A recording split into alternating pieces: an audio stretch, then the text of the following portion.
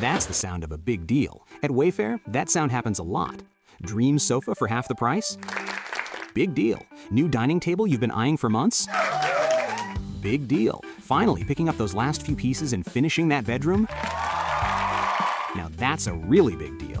Whatever your home needs, Wayfair has the selection, the savings, and over millions of 5-star reviews to back it up. Shop Wayfair.com today before someone else snags your big deal. Wayfair, every style, every home. What 3 key factors do you need to ensure your success in life and business? Stay tuned and find out. Welcome. Okay, here's the question. You serious? How are we dark horses? You know, the ones everyone is betting against, the ones they don't expect to win, place, or even show on the track, and they'll even laugh on us when we talk about trying. How do we show the world our greatness and triumph? Come on. Well, that's the question, and this podcast will give you the answers. Let's go. This is The Dark Horse Entrepreneur. My name is Tracy Brinkman. And push it out.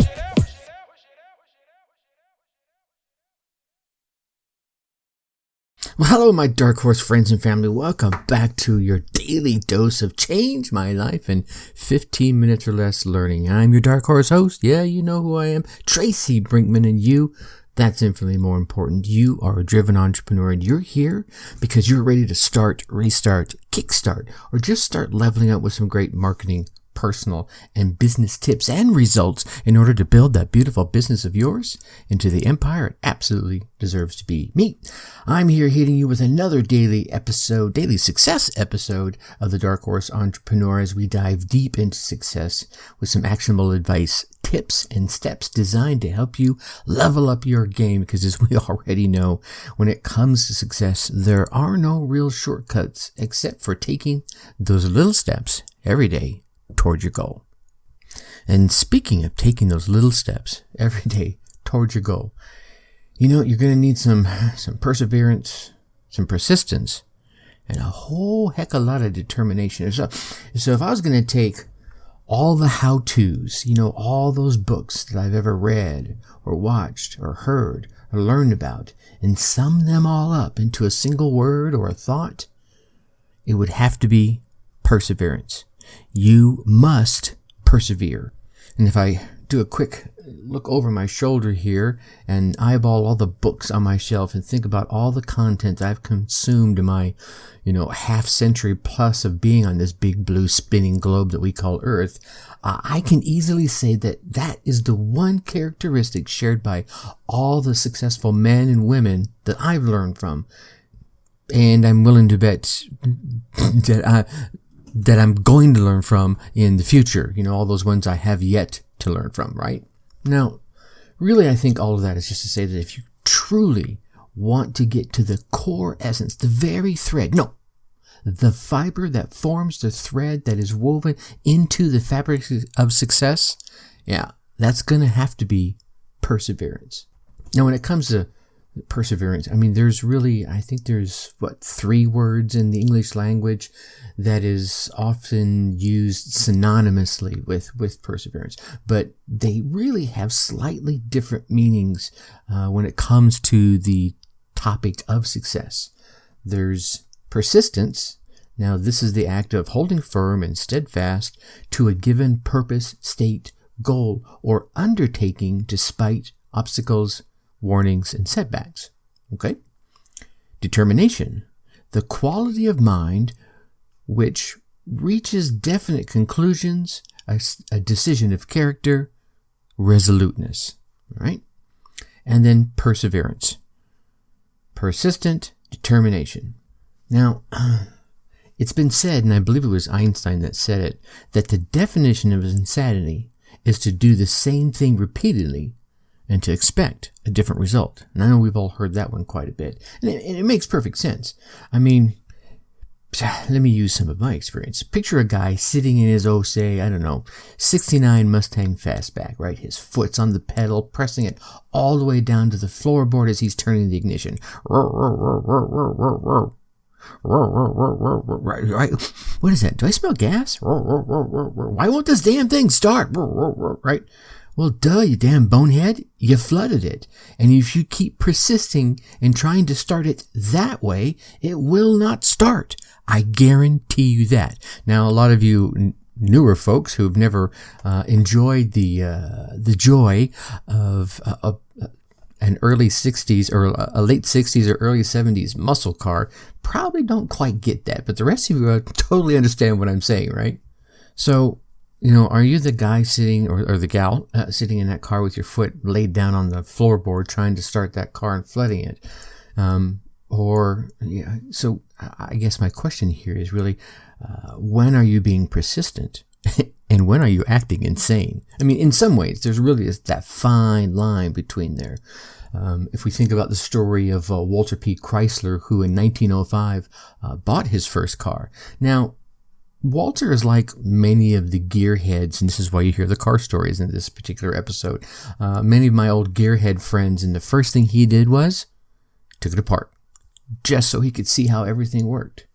Well, of course, after that, he put it back together again, right? And then he took it apart again and put it back together and took it apart again and put it back together and again and again and again.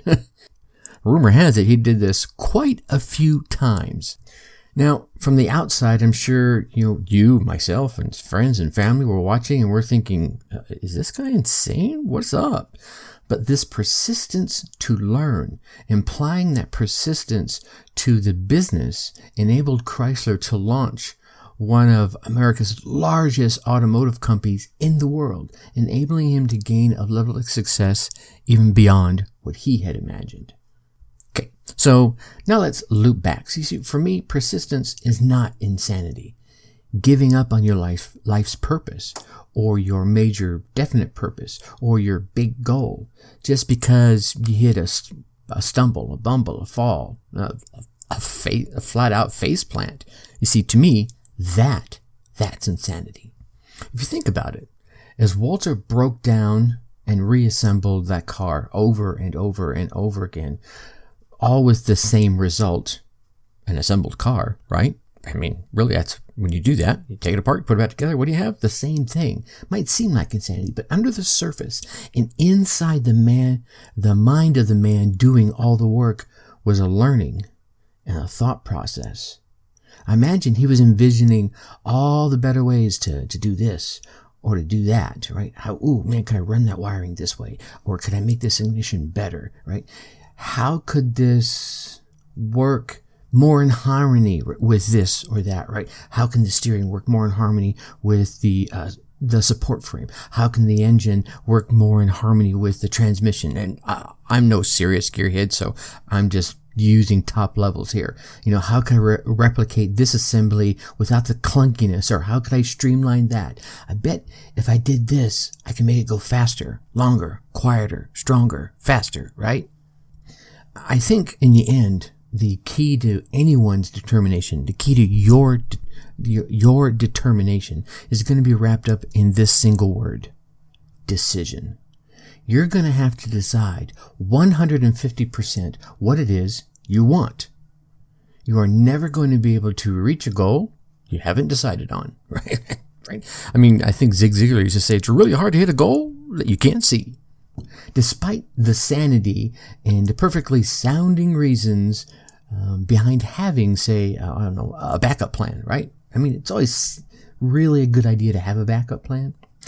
I have to say that I have to hold a certain level of high esteem for those that didn't even consider formulating a backup plan, because they were so determined that they knew one way or another they were going to get their first plan to work. I mean, you could say they were going to jump off the cliff and grow wings on the way down. Now, I think the key here is that level of determination has to be backed up with a high level of self-confidence and decisiveness. You see, it's really at times like these that you're going to have to completely disregard all the other directions except for the one that you have decided upon. You kind of have to have it set so clear in your mind that you must, and as a result, you will. Perseverance. Perseverance is an awesome word, isn't it? I mean, perseverance is an awesome word that is defined by persistent determination, as I mentioned earlier. It is so powerful that once you feel that high level of perseverance in anything in your world, even simply saying it or hearing it or reading the word again can energize you. I hope you really get to feel a high level of perseverance so that anytime you do read, see, or engage in the word, you will become energized. So take some time to think about your own life. Where are you today? Where do you want to go? And how the hell do you want to get there? If you're not where you want to be right now, then I think the simple question is, why? Take a moment, reflect on your goals, your dreams, and any of those obstacles, stumbles, bumbles, trips, falls, and face plants that have gotten in the way. Yeah? Think about them. Really. If you're driving, it's cool. Just pay attention to the road. But think about it. Now, as you reflected on that, here's the question. Did you persist in spite of those obstacles, those stumbles, bumbles, trips, falls, and face plants? Or did you let yourself off the hook? Yeah, off the hook of the work that had to be done to get your dream, to realize your goal. Did you turn them from an obstacle to an excuse? Yeah. I think one of the saddest things around is that so many have no idea just how close they are to success because they just gave up. All right. But that's not you, right? That's why you're here. You're here to succeed. You're here to move forward and get shit done. All right. So stay persistent. Stay determined to reach your worthy goal. You'll feel much better about it when you do. All right. So tomorrow we're going to chat about how in life and in business there are no small roles. Yeah. In the meantime, make sure you go on down there and hit that subscribe button so you continue to get these daily success episodes, and give us a 5-star rating. Leave us a review. Let us know what you're really enjoying, what you'd like to hear more of, heck, even what you'd like to hear less of. And if you'd like to get to know myself and quite a few other driven entrepreneurs, come on over to the Facebook. Go to facebook.com and in the search bar, put Dark Horse Tribe. And come on in and hang out with us. If you can't find us that way, go to your favorite internet browser and type darkhorseschooling.com/darkhorsetribe, and that will take you right there. Looking forward to seeing you inside the group. All right, get out there, run your race, get your results, and let me hear about them. Till tomorrow, think successfully and take action. Thank you for listening to the Dark Horse Entrepreneur Podcast. And you know this! Thanks for tuning in. Check us out at www.darkhorseschooling.com. All right. My name is Tracy Brinkman.